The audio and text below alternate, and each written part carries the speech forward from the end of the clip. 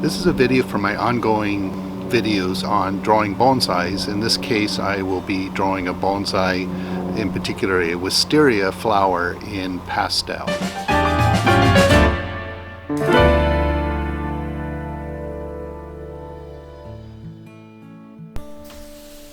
So here's a pastel I'm doing of a wisteria, and in a lot of cases I like actually using a black paper to start with, because I can use that black to actually create lines with, which you'll see when we deal with the negative space.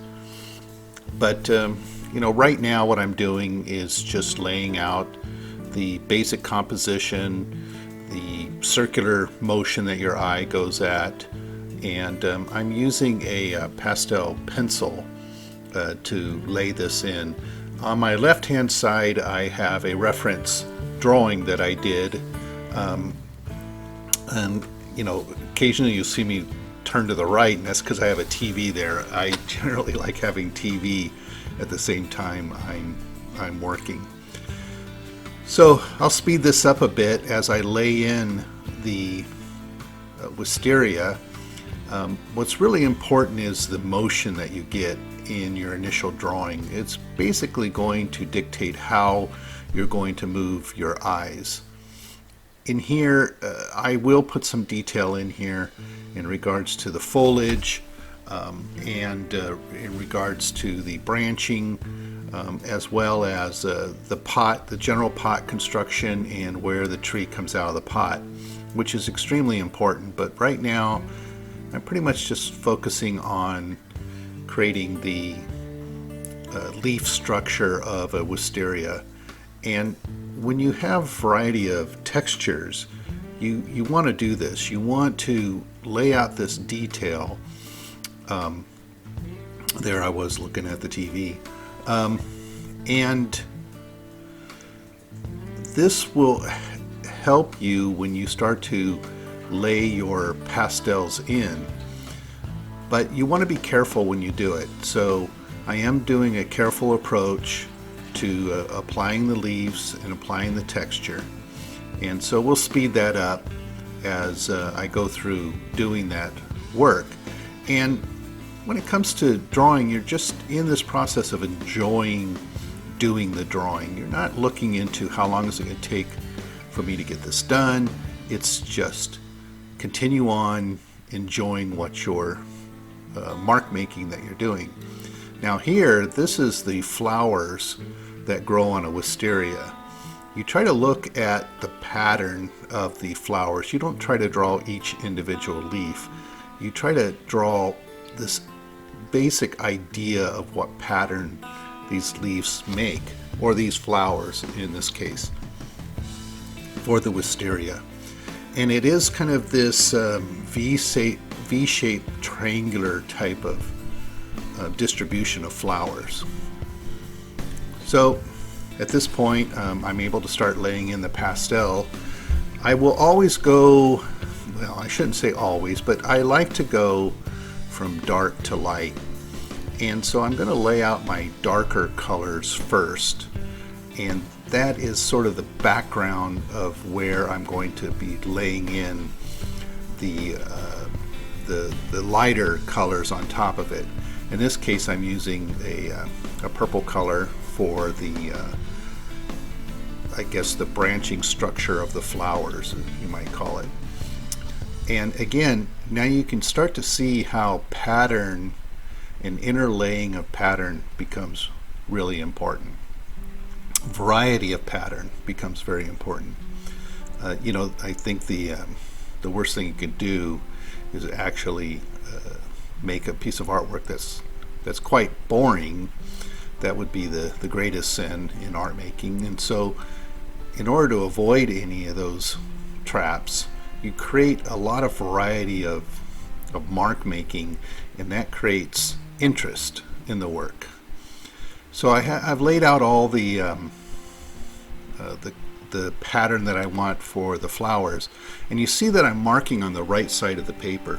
That's how I can actually judge the color that I'm going to use before I actually apply it onto the work itself. I like doing that, and that really helps me in developing kind of the color choices that I want. And again, in this case, I'm really laying in the darker side of the pastels. But because I'm using black paper, it really shows up. And because I'm using black paper, you can see the negative space starts to show up really well, almost as though the black is line work itself. Black pastel, it kind of becomes very chalky when you put it on, and it can actually have a different sheen than your other pastels. It's really hard to find a very good black. So as you can see, I'm laying in the base of the leaves in the green, and it is actually the darker side of the green. It's hard to tell right now because it's on this black, but you'll see as I progress, and you start seeing the comparisons of all the colors, which is really the secret for me has always been this constant comparing of colors. Now I'm going to put in the trunk, and that's a black, actually. That's a black pastel. You can see it has a little bit different sheen than the other pastel, and so you really want to be reserved when you use it. So I'm covering it over a little bit with with brown. And what's really important when it comes to bonsai, I've always learned that the very first thing that one looks at in a bonsai tree is how the trunk goes into the dirt. And in the bonsai world, we call that nabari. And so that's extremely important. The next session that I've learned over time is what's really important is the first movement of the trunk out of the soil. And you want to create this motion that's coming out of it, although they do have what's called a formal upright, and there's nothing wrong with that either. But for interest and what some people might call asymmetry, you have it kind of coming off on one side, and that gives it this initial motion. And some people will call it Muchikomi, and it's really this idea of your eye starting from that perspective. So the hardest part, I think, when it comes to doing a bonsai often is the pot, though. Trying to keep that pot symmetric is quite difficult. But right now I'm just laying in, like I said, the darker side of it. I'm going to try to pay attention to as much as I can to make that pot as symmetric as possible. But once I put in the negative space around it, I can really start dialing it in so it looks realistic. So it may look a little bright here. What happens is my studio's in my garage, and I have my garage door open. Started early morning, and as the sun came up, it starts beaming through, and that's how it had overexposed that. This is sometime later, and in the studio, and at this point what I'm doing is I'm blending in, or I'm not essentially blending, I'm pushing into the paper lightly the pastel. That gives me that base that I want, and so that I can start going over that pastel with my other colors. Now, what kind of colors am I going to use?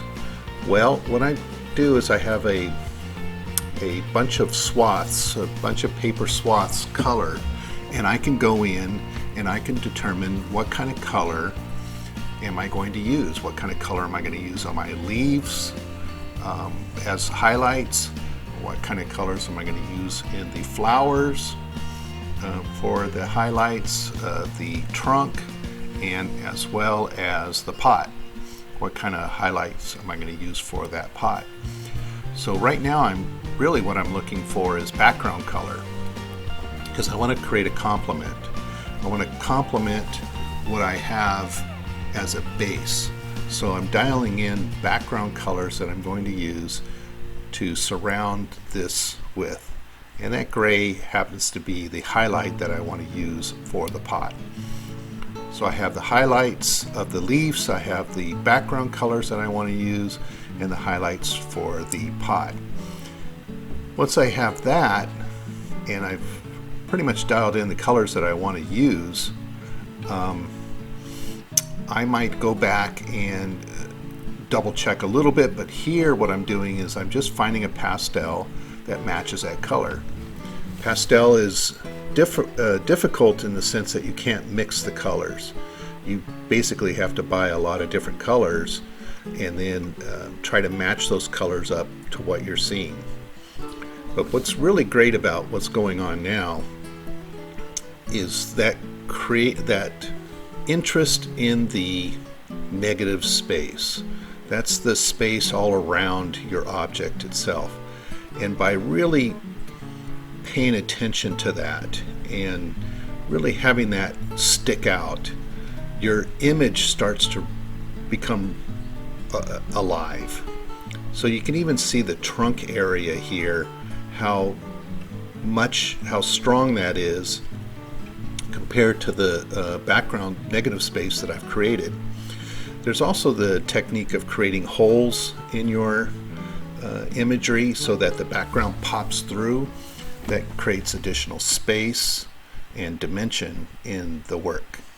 And this is a lot of fun, actually. I really enjoy this aspect of drawing because I've already laid everything out in the pencil work, created my patterns, laid in my base, and now it's just a matter of filling around it.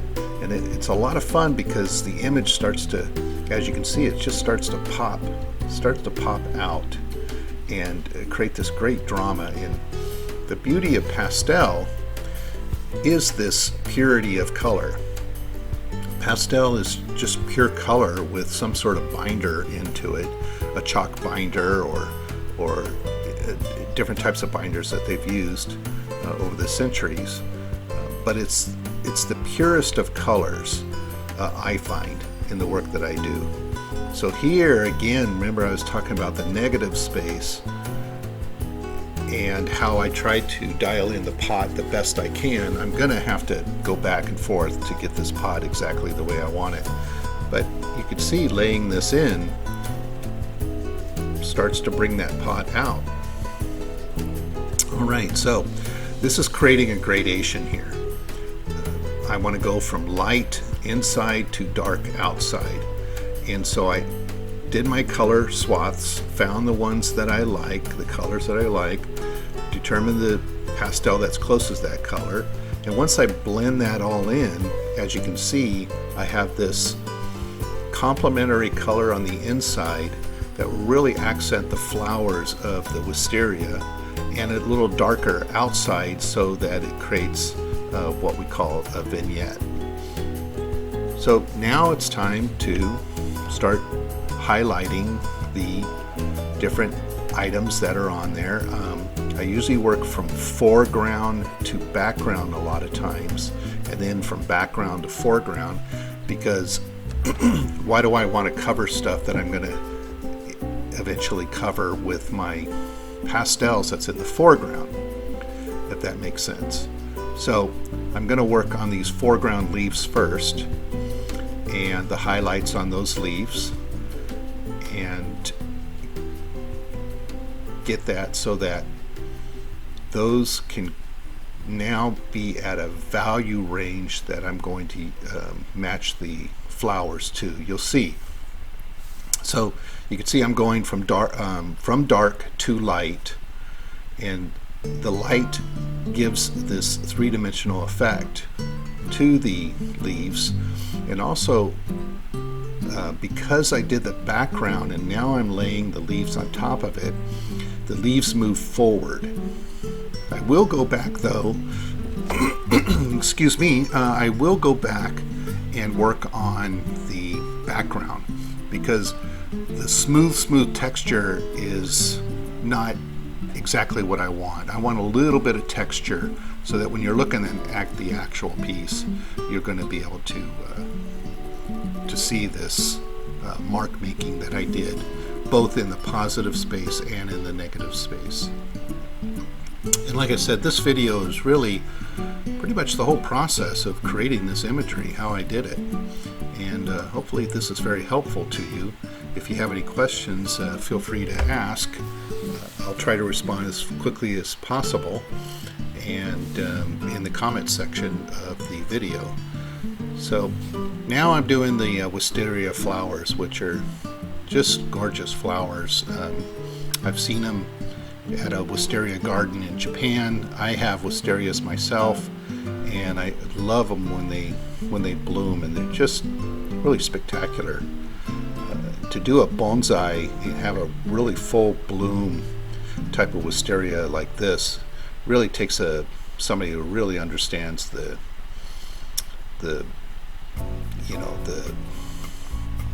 science behind flowers and type of soil and all those type of things. So in my case, I get to enjoy creating the bonsai itself, but I never have to worry about keeping it alive or watering it or anything. And this is really one of the joys I have, not only being a bonsai artist and having bonsais in my trees, but really creating a piece of artwork that can lay out the beauty of these items. Again, what I'm doing is I am using pastel because we are working with flowering bonsais or fruiting bonsais. So what I want to do is accent that color as much as I possibly can. For other type of bonsais, I might use etchings or charcoal or oil paint, even acrylics. But in this case, I think pastel really brings out the beauty of the flowers in a bonsai tree. And as you can see, I'm highlighting, and it's just the joy of the mark making, really. It's spending the time sitting there and laying in these marks and just enjoying that whole process. Trying to create some variety. You're thinking a lot when you're doing this about pattern, and but because I had already done my color swaths, I'm not worried about the colors that I'm using. I know that I have the colors that are going to make this look the way I want it to look. So now it's time to dial in this pot. So what I'm basically doing is you're looking at an angle from this camera angle, so there's some perspective there, but I'm trying to dial in a nice square bottom, but it's also oval because it's round, and create that oval. I've already laid in with the red pencil the center of the pot, and so at this point I'm just trying to excuse me, I'm just trying to dial in the symmetry here. So I'm going back with my pastels, I'm creating that level line, I'm creating the center line of the pot, top of the pot, and then I'll go in and again I'll mark one side versus the center and then bring that over and see how symmetric am I. And if I'm off a little bit, I'll make a little bit of mark, and now I know, okay, that's where it's going to be most symmetric, and I'll go in and I'll fix that. And you can see in this image, you can see the pot has I've tried to square it up the best I can, and this is where I go in and I start filling the negative space. So now, like I said, I went from foreground to background, and this is that portion where I'm going back to background and creating this blend. So I have a really nice blend. The highlight goes in. You could do this maybe 3-4 times, but after that you're going to lose the tooth of your paper. So you want to be careful when you're going over pastel that you've already laid in. You really want a light touch on it.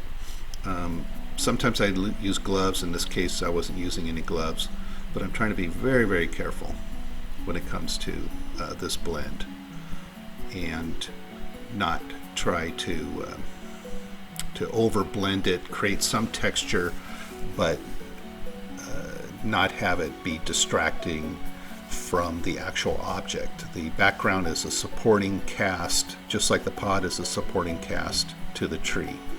And you want to keep that idea. Now I call this scratching and itching. You basically just go back, and if there's areas that itch to you, areas that don't quite feel right, go back and do this little highlight stuff.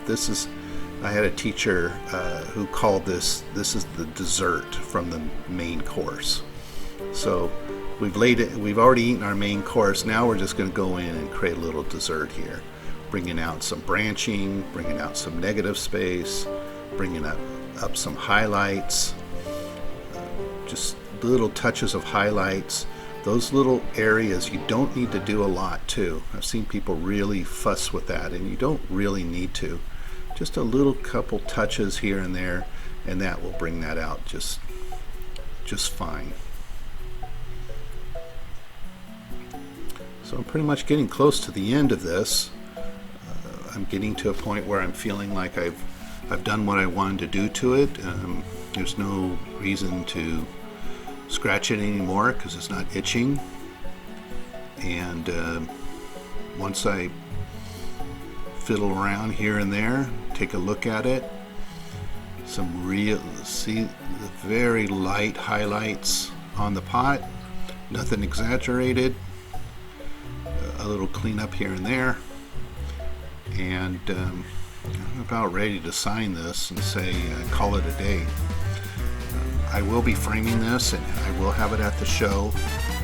What I do when I frame it is I create a gap between the piece itself and the mat, so that any pastel that falls down, it falls down between the artwork and the mat. And I use plexiglass, so sometimes it can kind of pull onto the plexiglass, so you want to be careful. I don't like using fixative. As you can see, I've pretty much smoothed it out and applied it into a case that you're not going to lose the pastel over time. I've had pastels for 20 years that look just fine. But I'll come in and sign it, and pretty much this is it. Well, thank you for watching this. I hope you enjoyed what you saw. If so, please subscribe to my channel. Also, if you'd like to support me and what I'm doing here, you can go to the Patreon page, patreon.com, Ron Reekers, and show your support that way. But otherwise, I really hope this informed you, helped you, and inspired you to do your own bonsai drawing work. And I will see you next video. Bye-bye.